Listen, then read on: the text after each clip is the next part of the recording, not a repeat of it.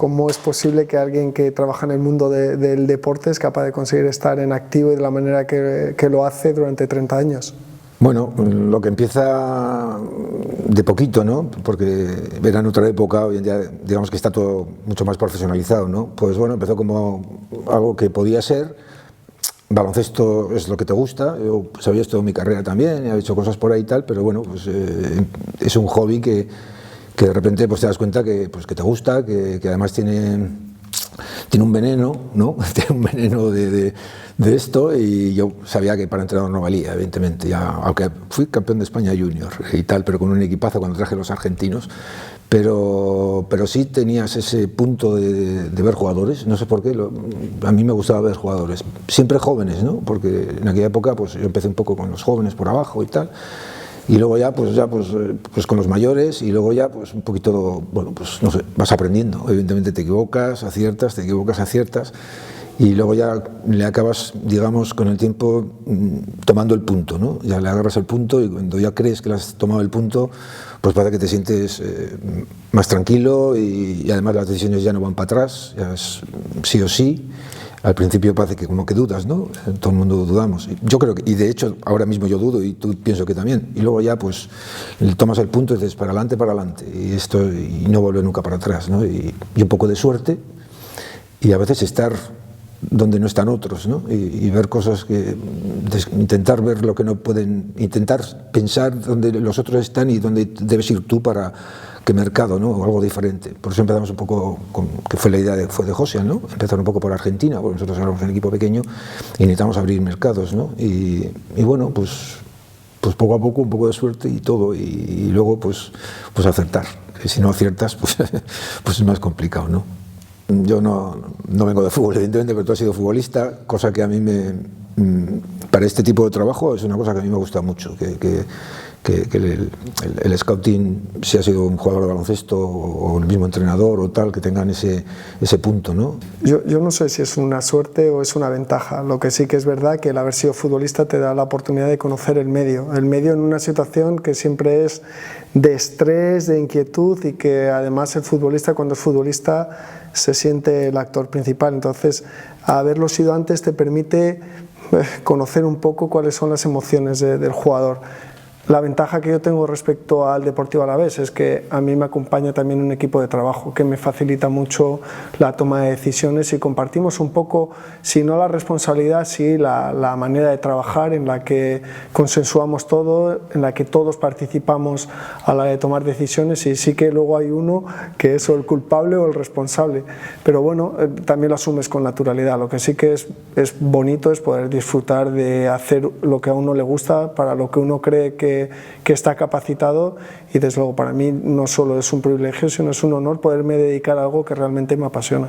Sé que Alfredo es un referente, todo el mundo que habla sobre él habla de un magnífico profesional, una persona súper capaz y cualificado, y bueno, a los hechos me remito. Alguien que es capaz de mantenerse en la élite tantos años, tener el reconocimiento de tanta gente, quiere decir que primero es una buena persona, porque para mantenerse dentro de una organización, además de valores profesionales, los tienes que tener personales, y eso, bueno, pues entiendo que te tiene que llenar de satisfacción y de orgullo, y por lo menos para los que también de alguna manera participamos dentro de esta estructura y esta organización, poder tener como espejo y como reflejo a Alfredo, pues te lo digo con toda la sinceridad del mundo, para mí es un honor, ¿eh? Porque la crítica yo creo que nosotros la tenemos que llevar con naturalidad, sino encajo peor cuando no has acertado con una cosa, ¿no? Y dices, joder, entonces eso sí que te mata, ¿no? Eso no te deja vivir, ¿no? Cuando ves que algo que pensabas que podía salir bien no ha salido bien. Las críticas, pues bueno, pues están ahí, y hay gente que sabe y las tienes que aceptar, y hay gente que no sabe, pero también las tienes que aceptar. Pero en fútbol, pues en baloncesto pues hay unos 12.000 entrenadores, pero es que en fútbol igual tenéis 20 y tantos mil entrenadores, todo el mundo es entrenador, entonces todo el mundo haría una cosa, haría otra, ficharía ficharía al otro, pero hay que llevarlo, pero lo que decíamos antes, o sea, ir para adelante y decir esto y esto, ¿no? Y no volver para atrás, y me cabrean más cuando no aciertas, ¿no? Cuando ves que te ha fallado esto, te ha fallado lo otro, o que no se ha aclimatado, que las flores hoy van y mañana, pero bueno, viniendo de él me agrada.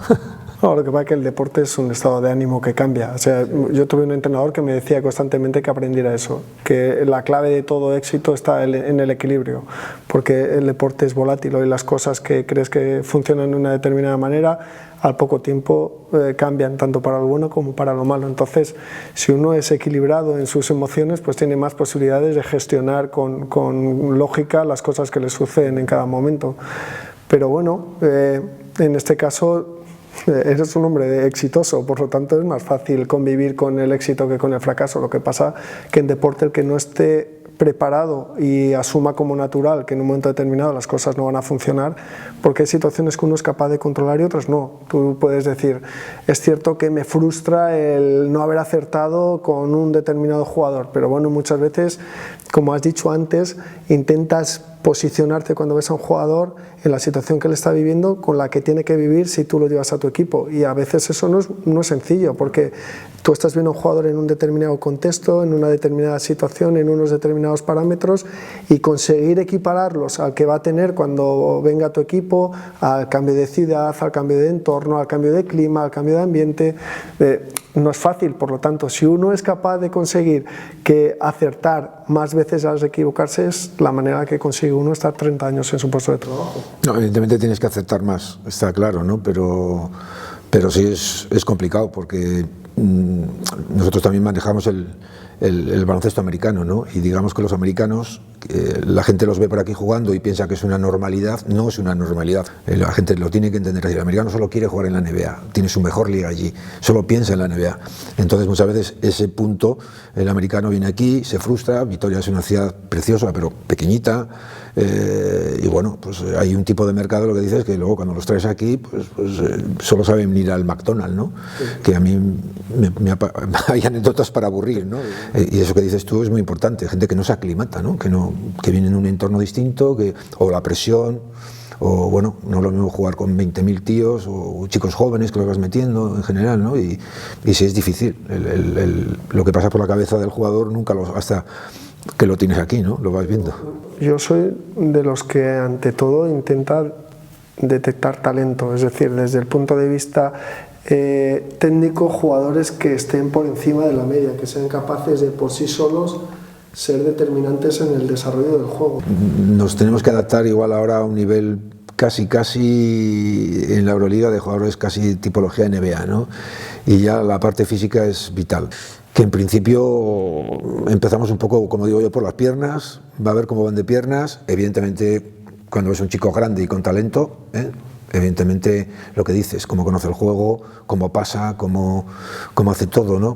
Pero el baloncesto nos ha llevado a esto, y ahora sí es cierto que nos atrapaba en esto y ya no podemos salir de ahí. El fútbol es que partes de la base que lo practicas con una extremidad que va contra natura, solo está hecha para caminar, y nosotros claro, la utilizamos para que sea un elemento muchas veces de precisión, porque un pase, un disparo, un golpeo, buscamos que sea preciso. Entonces uno puede correr mucho, sí, vale, está muy bien, y ser muy fuerte y saltar, pero requiere un mínimo de precisión a la hora de desarrollar la actividad. Entonces, bueno, también llevas toda la razón del mundo, y en el fútbol está pasando, cada vez se busca un prototipo y un perfil determinado de jugador en cuanto a lo físico, más atletas, han evolucionado en capacidades físicas, en musculares, en muchos componentes físicos, donde no tiene nada que ver el prototipo, el biotipo del futbolista hace no 10 años, hace 5, con el que... y lo que os viene, con Francia, ahora, con todas las colonias que hay por ahí. En eso estoy totalmente de acuerdo, pero seguimos intentando aspirar a encontrar ese jugador talentoso, claro, además de físico. ¿Cómo es capaz un equipo que nace y está construido para ser uno más dentro de una competición? Porque estoy seguro que cuando empezasteis hace 30 años no visionabais un Baskonia como el actual. ¿Cómo se consigue transformar un equipo que juega en un pabellón con una determinada capacidad, con un determinado número de abonados, conseguir ser un referente como ha conseguido llegar a ser el Baskonia a nivel europeo? Hablo desde la captación y desde un modelo deportivo. Yo lo tengo claro, porque con el tiempo vas viendo los demás clubs, lo que ha pasado y lo que no ha pasado, y por qué esto sí, por qué esto no, y yo creo que en los grandes proyectos tiene que haber una cabeza visible. Si no hay una cabeza visible importante, los proyectos no salen. todos sabemos dónde está la cabeza visible. Porque yo veo otros clubes y entonces está claro de dónde viene un proyecto, porque el proyecto no es solamente deportivo, es deportivo, el pabellón, todo, ¿no? La ambición, tal. Tiene que haber una cabeza que maneje eso. En la cabeza de nosotros, pues todos sabemos quién es, ¿no? Y dónde está. Entonces, para mí eso es vital. Sin eso, la mayoría de los clubes fracasan, entran, salen. Entonces, pues la cabeza es pues tu jefe y mi jefe.